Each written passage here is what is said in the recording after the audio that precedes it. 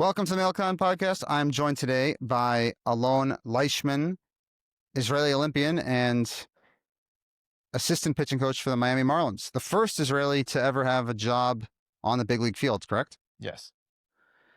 How does an Israeli like yourself end up coming to America for college and to try to play college baseball? And I'm guessing you were also trying to play professional baseball. Yeah, for sure. Starts off by, little kid watching baseball. I was watching the Yankees. Sorry, not the Yankees. The Blue Jays against the Phillies 1993 series. I was watching that in 1996. So watching a lot of baseball games and wanting to be like those guys. But I grew up on a kibbutz that was founded by Americans. So all the kids on the kibbutz, they all played ball. It was kind of like the national sport of the kibbutz. If that makes sense. Which kibbutz was it? Gezer? Gezer, okay. Yeah. So founded by Americans, they wanted to bring the American culture into the kibbutz. So they were all playing like, my dad's generation. And then I was born, I'm the youngest of three. So there was enough kids already older than me that were playing. So all the kids my age, we all wanted to play like the older kids. And on top of that, I was watching a lot of baseball on, 3-year delay. And I just decided like that's what I want to do when I grow up. So I wanted to be the guy that replaces Derek Jeter. That didn't really work out, but So how do you go from playing in the sandlot of the kibbutz to being good enough? How did you test yourself to ensure that you could even play at that level? I didn't. I mean, I was just going playing as best as I could.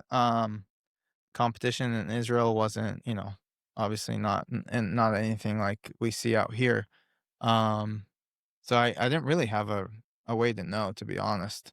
But here and there, they would come and like bring American coaches over just to help out for a few days, a camp here, a camp there. And, throughout the years, they always told me, oh, you have a future in this. You should go play. You should go play in the States after the Army, or don't do the Army, stuff like that. So it was always back in my mind. And then during the Army, I had an opportunity to take some leave for like 2 weeks and went to California. Had a connection at a junior college through one of those American coaches that came. And he goes, go, kind of practice with the team and then see what happens. So I did that. And they told me, hey, once you're done in the Army, you got a spot here. Come join us. So that's what I did. So you were a little bit older than everyone else, I'm guessing, right? So you finished the Army, you're 21. What was that like when you moved to America and trying to adjust? Crazy. It was, it's a big adjustment, obviously, especially on the academic side. I'm like 3-4 years removed from high school, and now I need to go to college. And in English, it was like a little bit of a shock. But the transition was just like, oh my God, like I'm throwing a bullpen with a pitching coach for the first time in my life, kind of feel, Right. So it's like you've kind of watched the ins and outs of baseball on TV, but you haven't really played baseball because you're playing a version in Israel, but it's not the same thing as playing travel ball. I mean, I Yeah. played travel ball my whole life, so you're used to having a really nice looking travel bag and having too many coaches and video cameras and things like that. So coming from Israel, you don't have Oh that. yeah, we had none of that. I remember I used to long toss, uh, with the 12-year. Well, I was 18, coaching the 10 to 12-year-olds. So I'd put them in a line, make them work on their relay throws, and I just chuck it to the last guy, and then they come back work on the relay throws. So like we always had to make stuff up. And then here I am at 20, almost 22, throwing my first bullpen with like a pitching coach. I'm like, whoa. But you're probably pretty nervous. I wasn't, I wasn't. I was never nervous about it. It was, it's actually funny you say that, because before my first game, my college coach comes up to me and he goes, how nervous are you? I go, I'm not as nervous as you are putting me in there, It's like, who is this Israeli kid that I don't know what he's going to give us? Obviously So how did it go? How would you evaluate your college career? Yeah, injury railed. So that first game, was 1-0. I was the first guy out of the pen. 1, 2, 3, 2 punch outs. 8th inning, 1, 2, 3, 2 punch outs. 9th inning, get the first guy out, not on a punch out. I don't remember on what though. Got him out. Then the next guy, 1, 2, I throw him a heater and my elbow popped. You tore your ACL, ACL in the UCL. You had Tommy John in your first appearance in college. Yes. That's devastating. Yeah. How do you even? It was just, I don't know. I threw the pitch and like my elbow literally popped and it was 2-2 or whatever it was. I forgot what it was, foul ball, whatever. And then I was like, oh, this is interesting. Like my elbow feels super loose right now. So I threw another one and it went 20 feet and me jumping off the mound in like pain. And I was like, I can't throw. For any of the listeners that are athletes or have ever been athletes, that's like the worst scenario ever. Yes. And to have that happen in your first start where everyone's looking at you, I'm sure they're kind of not confused, but intrigued by this Israeli kid coming out, because who's ever seen an Israeli kid pitching? It doesn't really happen. Yeah. And then you pop your elbow. Yeah, and it was unfortunate because there's 2 scouts there, Diamondbacks and the Giants. And 2 weeks before that, in like my first inter squad game, I pitched and I get back to the locker and I have a letter from the Twins. And I'm like, whoa, what is this? And it's like, this like questionnaire they give prospects or whatever. And I'm thinking I'm going to the big leagues for sure, And then those 2 and the third innings, I'm like, I'm doing really well. Elbow pops and I'm like, I can't believe this just happened. Like all my life I'm working for this. And I popped my elbow on the first pitch, or not on the first pitch, but No, the first outing. By the way, what did you do when you were in the Army for this? Were you playing catch with people on the base? Like, there can't be that many people that know how to play baseball in Israel. Yeah, there isn't. That's what I was saying. I was like, I would play catch with the kids. I would have like literally 12-year-olds, 13-year-olds, whoever I can find, like, hey, can you come play catch with me? And if not, there's a wall. But in the Army, I was a Sportai Mitztayen, which is you get recognized by the government or by the state of Israel or by the army, whatever, as a outstanding athlete. So they recognize you and they pretty much let you keep working out, practicing, going overseas for tournaments, representing Israel, just like a top basketball player would do. I'd had a day job, and then after a few hours in the wherever I go and And this time, just timeline wise, you're coming up before Israel had really made a push in the WBC, Yes. right? Because the World Baseball Classic only came into 2012. existence 2012. So This happened. I popped my elbow February of 2011. wow. Yeah. So that happens. My pitching coach goes, "Well, how are you feeling? I had 2 scouts asking about you." It's like, tell them I'll be back Sunday, And meanwhile, like it took me a month to get my elbow back straight. Literally, like my elbow was stuck from the pop. But you tore your UCL, or it was just Shattered is what the the doctor said. That's such an Israeli response, though. Oh, I'll be back out there on Sunday. Don't worry. I was sure. I was like, I ain't, this is not happening. I was so embarrassed walking off the mound with 2 outs to go. 1-0 ball game. Game 1 of the season, too. This is like opening day in the college season. And you know how college is. It's like a lot of emotions and, I get to like close out the game and my coach comes out and he's like, was it a weekend game or a weekday? It was a Friday or a Thursday. All right. So for those who don't know it was game 1 of the year. Right. So for those who don't know college baseball, to get an opportunity in the 7th, 8th, 9th inning in the first game of the year is a substantial thing. You're clearly towards the top of it was a 1-0 game. Right. No, they trust you, right? Yeah, sure. And the thing that they told me, like, I missed fall ball because I was still in the Army. So when I got there in January, they were like, hey, you've thrown well in your like 3 games here leading up to like the inner squads leading up to season in January. We can't put you in the rotation because you missed the whole fall. Like, that's not fair. So we're going to start you off as like our closer, and then you just work from there. And I was like, that's fine.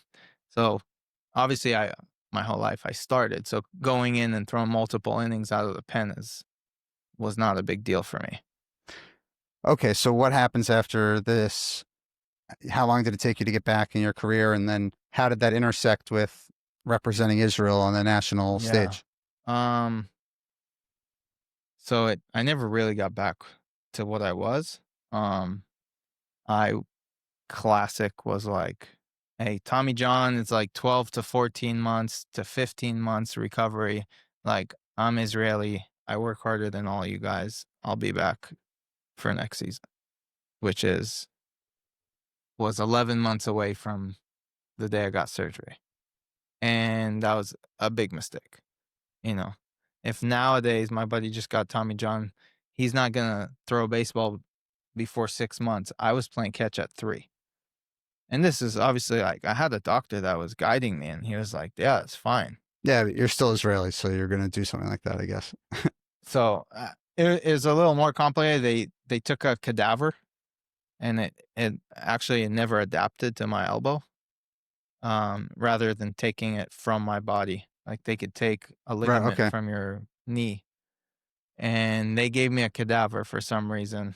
And, I'm still mad at that doctor because he was like, what do you want? A cadaver or your own knee? I was like, I don't know. You're the doctor. Like, what do I know about this?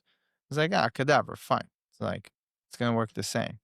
And now 10 years later, I found out that there is like a lot of research on how cadavers can only like hold, I don't know, 30 Newton forces of whatever, when like based like college pro guys average 100 to 120.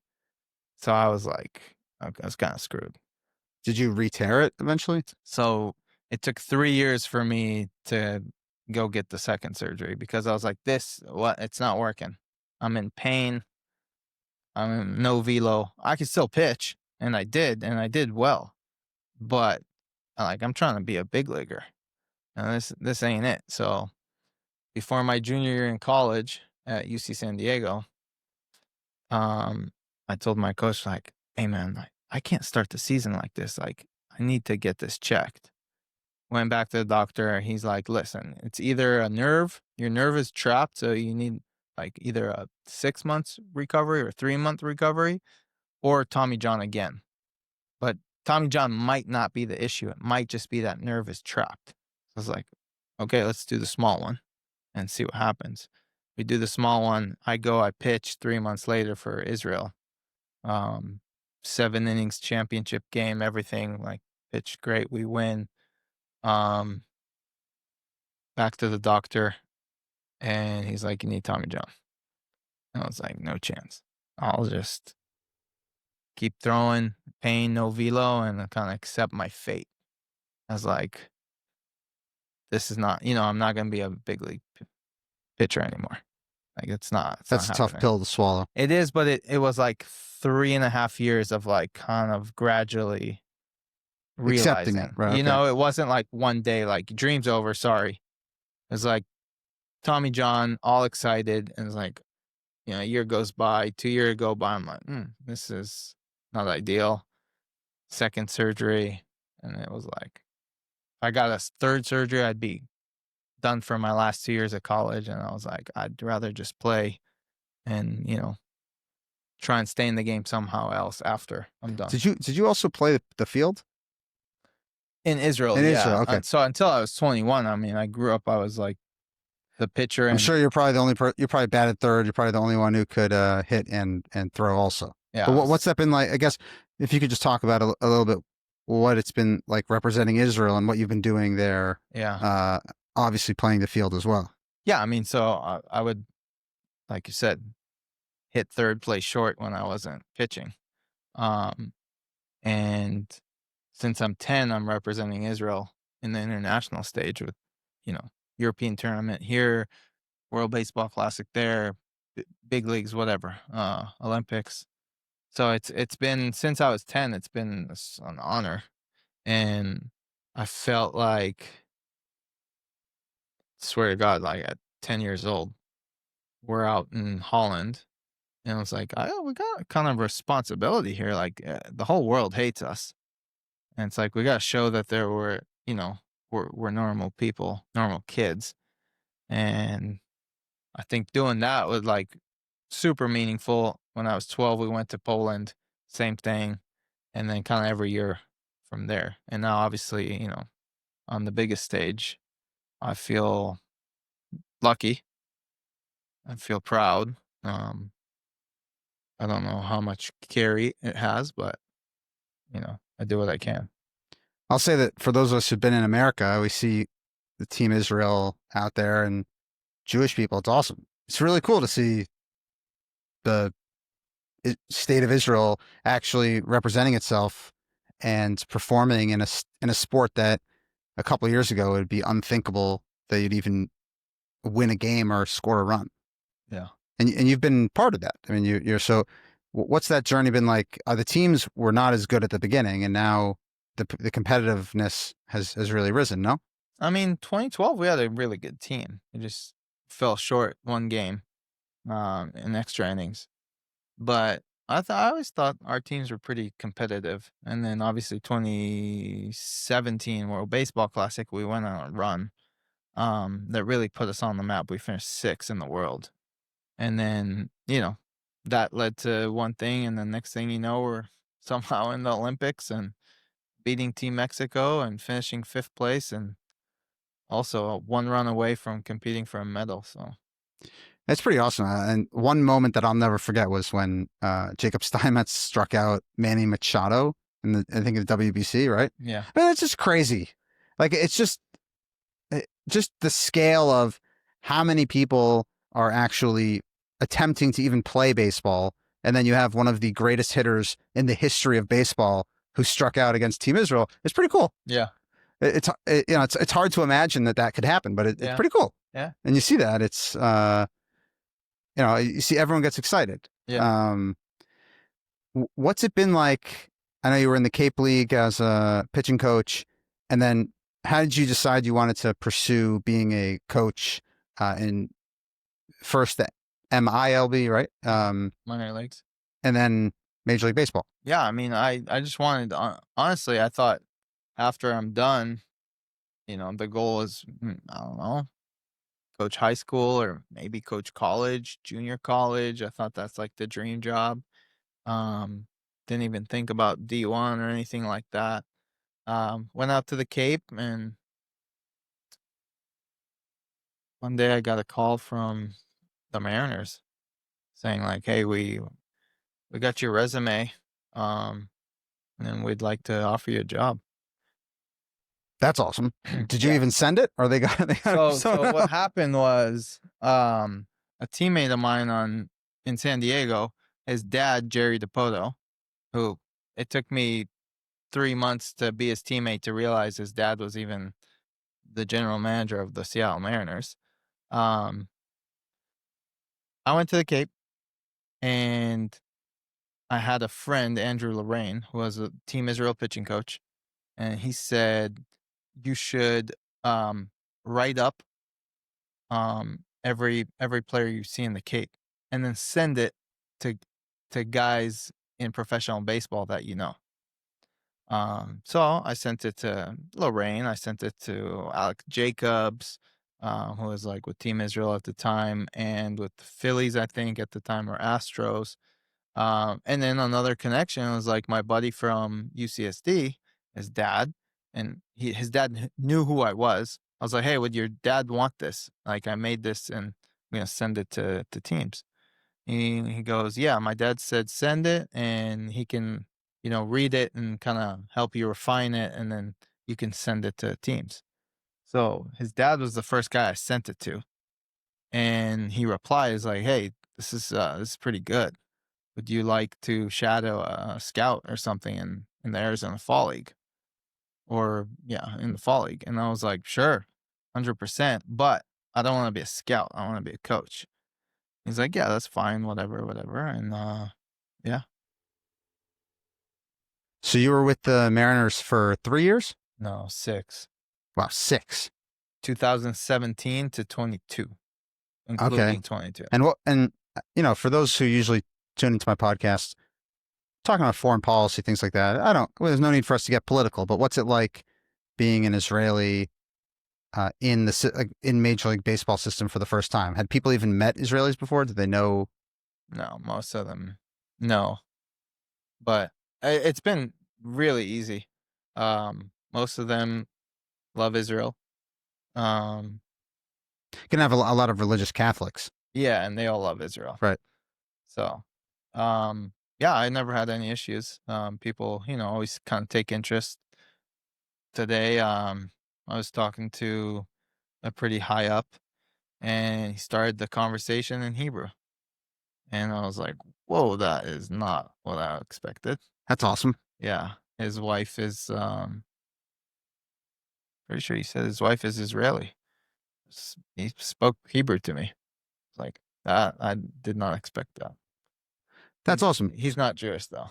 Right. So you go from the Mariners to the Reds. Yeah, Uh, what was that like actually being on a Major League Baseball field? Because in the Mariners you were minor leagues. but there's overlap in spring training, whatever. It might be. Yeah. But what's it like actually just putting on the uniform? You have your own nameplate on the back. What's that like? It was unreal. I mean, it started with the interview process, and I'm in Cincinnati. I'm in the interview. I'm thinking it's a Wednesday. I'm thinking like probably Friday they'll let me know.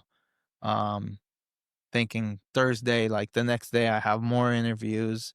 And during the interview, it felt like that during the interview, they called me into the manager's office and I was like, "Hey, we're gonna offer you the job." I'm like, "Oh."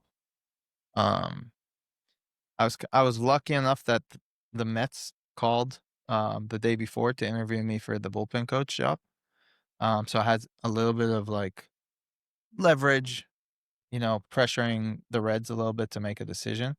And for those who don't know, uh, it might be obvious for those who play baseball or love baseball, but the bullpen coach is you're out there with the pitchers helping, but you're removed from the dugout. You're handling things as the relief pitchers get ready, and the pitching coach or assistant pitching coach is far more involved in game planning, I'm guessing, and the operations of the team. I Correct? think it depends on each team. In Cincinnati, our bullpen coach was very much involved Got with it. game planning, pre-game, right? And then in-game, I was more involved. But pre-game, he was more involved. Interesting. In-game, I was more involved. I would imagine, I get a little inside baseball, no pun intended, but I imagine that that's probably changed a little bit over the years, also with the changes in the MLB rules and the use of relievers in the way that it's been. Where Yeah. it's not like 20 years ago where you give the ball to Greg Maddux and get out of the way and 91 pitches, complete game. Or you bring in a lefty for one batter. Right. So the game has definitely shifted, and I think the importance of assistant coaches has certainly risen because it's a lot more sabermetrics and It's a position that 10 years ago no one really had, was right. pitching coach, bullpen coach. So while you're in Cincinnati, October 7th happens. Were you done with the season at that point? Done with the season. I'm actually in New York with my brother, who's a combat officer. My whole family. My sister comes down. We were all there for a wedding. My sister comes down at like midnight. It's like, there's rockets back home. Like something's weird happening. And I was like, all right, go to sleep. Like, stop, worrying about it. So some rockets, like we've been there before. And then I don't know, I woke up at like 5, look at my phone, and I'm like going scrolling on like Instagram and seeing the same video of like this terrorist with, in the tundra in the Toyotas. Yeah, it's the in State Road, Yeah. the white pickup truck, and everyone thinks this isn't real, right? Yeah, and I'm like, oh, I text my buddy. I was like, what is this? He's like, don't you ask. Like, he called me right away. He's like, my my brother-in-law was just at this party and he was like telling me there's terrorists coming. And I'm like, what the hell are you talking about?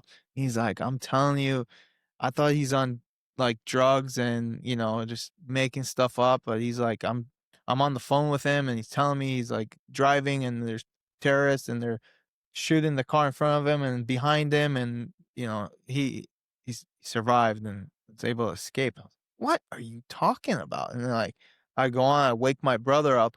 I was like, something's going on.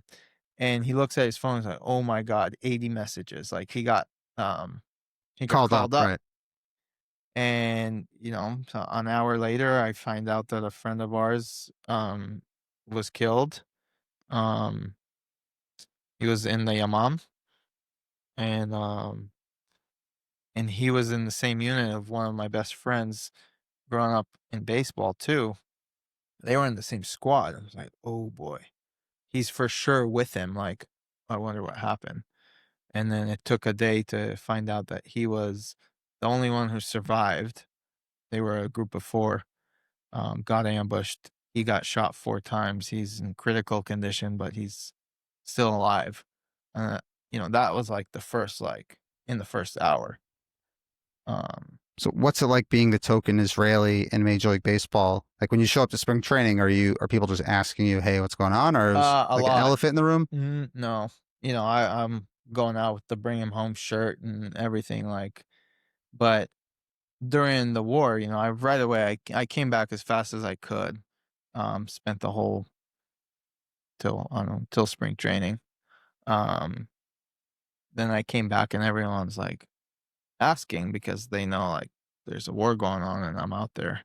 So it's a lot of support, but also a lot of people asking questions. I remember talking to one of our pitchers and he's like, "Hey man, I just love to talk to you more about it. Like my social media feed is it's like kind of half and half, and I don't know. Like, I just want you to talk to me about it. Maybe send me some stuff." And I thought it was cool.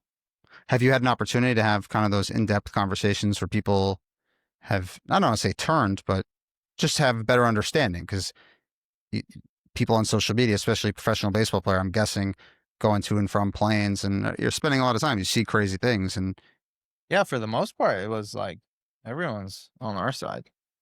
I haven't heard anyone that was like, "Hey, what you guys are doing is messed up," and even from fans, if people recognize that you're Israeli. no, Instagram here and there, but like, No, but I'm talking more face to face or screaming or no, something. never, Well, never. Only support. it's encouraging, and also I think that there's something.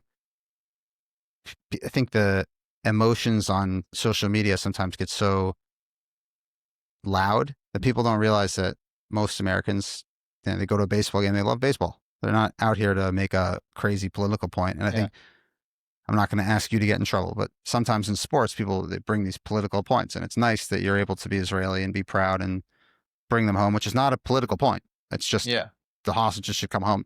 Um, yeah, that's really it's encouraging to hear. So how that you moved last year to Miami? That's where I was fortunate enough to. I'm fortunate enough my kid's 5 and looks cute and loves baseball, so we go to a lot of baseball games. What was it like being in Miami? Obviously, a huge Jewish community here. I'm sure it's a little bit few more Jews that are calling Alon than in Cincinnati. yeah, yeah. Well, Cincinnati was mainly, you go to New York, you hear like, "Hey, Alon, Alon," here and there. Um, Especially like New York, Yankees, Mets, Right. Cubs, Dodgers, like bigger cities, I would always get it. Um, and then coming to Miami, I remember also coming to Miami with the Reds, and you're seeing like religious kids, and every time, I see like religious kids, I grab a ball and I throw it to them. And So let me ask, do you when what's up, people Shabbat scream? Shalom, even on a Tuesday, like, Well, Yuri yeah, Perez, like he saw me and he's like Shabbat Shalom. I said, "What are you talking about, Shabbat Shalom?" Okay, yeah, Shabbat Shalom. yeah, I think you trained him to say Shabbat Shalom. So yeah, that's all. So we yeah. always have like little religious kids above our dugout, and Sandy and Yuri and all those. They say, "Hey, Shabbat Shalom." And it's like, tell him, Shabbat Shalom. Are you They want one of the kids made Yuri a yarmulke with his like 39 and everything. that's awesome. Yeah. Wow. But if he maybe he wears it under his hat, people wouldn't see. Probably. What do you miss living in Israel when you're I do. I here? go every off season. But it's hard because uh, God has chosen you to be in a profession in which, by definition, you can't be in Israel 10 months out of the year. So that has to be a little bit hard for you. Yeah, it is hard for sure. Try and go as much as I can. I tell everyone that I live in Israel. Like I work in the States, but I live in Israel. Season's over, I go back to Israel. This year was a little different. But yeah. What do you and I'll ask a few questions here before we wrap. When people yell crazy things, and you're always wondering, like, do they actually hear me? Do they actually hear me? Like, so when people yell crazy things to you from the stands, do you actually hear them? Yeah. And do you guys? We crack out. But you try to keep like a straight face so it doesn't appear that. Yeah, it depends. It depends. Sometimes we'll look back and like laugh or like, the hell are you talking about? And I don't really talk back to fans ever, but there's some guys who would, and yeah. I'll never forget. There's a former baseball player, relief pitcher for the Angels, Scott Shields. Okay. He was notorious for like toying around with fans. So there was one time, I don't know how he chose me, but I was sitting on the right field line at Fenway Park, and he was just making these like crazy hand motions to me the whole game. And then I ended up getting 2 balls. But it's just crazy because like, I didn't know if he was messing with me. I don't know what's going on, but he like that was his thing. He's gonna make that's what he's gonna do. What's the craziest thing that someone has said to you that's appropriate for a PG-13 audience or screamed at the dugout? Oh, I couldn't remember. Okay, so you hear it but don't remember it quite enough. Yeah. Nothing crazy. What's the coolest thing about being an assistant coach in Major League Baseball that people wouldn't necessarily think of? I mean, for me personally, it's like I live my dream. Literally, like I get paid to be on a Major League Baseball field to play catch with the best players in the game, to help guide them, coach them, and to try and figure out how to get Otani out. Like I think it's pretty cool. So, um, How do you get Otani out? you pray he gets himself out, pretty much. Uh, I've been blessed, fortunate to see him play a bunch of times now, and it's crazy. I don't know. I don't like what's the weak point? What are people saying? Hey, this is where we're attacking him. I mean, you got to get him to chase outside the zone. Don't throw it inside. He likes it. Stay away. Expand. Get in like up and in, but off. And then get him back to expanding away or below. He's the greatest hitter you've ever seen. Yes. Yeah, I mean him and the Judge so far have been, you're like, oof, it's gonna be tough. What's the best stuff you've ever seen from a pitcher in a single game?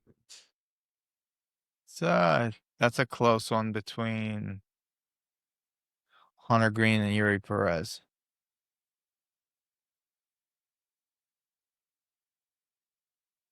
That's big because Hunter is like sitting 101, 102, 100. Yuri can get that high. Oh yeah, Yuri had like 102, a bunch of ride, like pretty impressive. I think Yuri, if he can stay healthy, God willing, and listens to your coaching and others, I mean, he could be a Hall of Famer. He's 6'8", and you can't teach someone to be 6'8" and throw 100 miles an hour. I'm sorry, you just can't do it. So yeah. I mean, if he works hard, he has a chance for sure. He's young enough. 22. Yeah. It's like when I saw him come out of the dugout the first time, I was like, what in the world? Like, there's certain people that you can't teach someone those types of things. So he has God gave him a gift. Yes. And if you can continue to do it, I mean, look, Pedro Martinez like 5'10", right? 6'8". That's a lot closer to home plate when he releases the ball. He can really put hitters away. So All right. I appreciate you taking the time. It's been great just to get there. Just before we close here, what are you looking forward to in the World Baseball Classic 2023 for Israel? You're the pitching coach, correct? 26. Sorry, 26. Yeah, I think it's going to be amazing. I hope the fans, the Jewish fans, Israeli fans come out. It's in Miami here, I know, that's why. Yeah. And, hopefully we represent Israel in a good way, but it's going to be fun for sure. Who's to look for? What are the names you think are going to be headlining? I mean, Dean Kramer, he's going to be front and center for us again. Good friend, good guy. Rooting for him, and he's my pick. All right, everyone's gonna be tuning in, and some good matchups. I think you have the Dominican again. Yeah, if I'm not mistaken. I was looking in the left field stands. So appreciate you taking the time, and best of luck in the off season, and can't wait to see what you guys do for Team Israel in March and professionally beyond that. Thank you. Thanks, man. All right.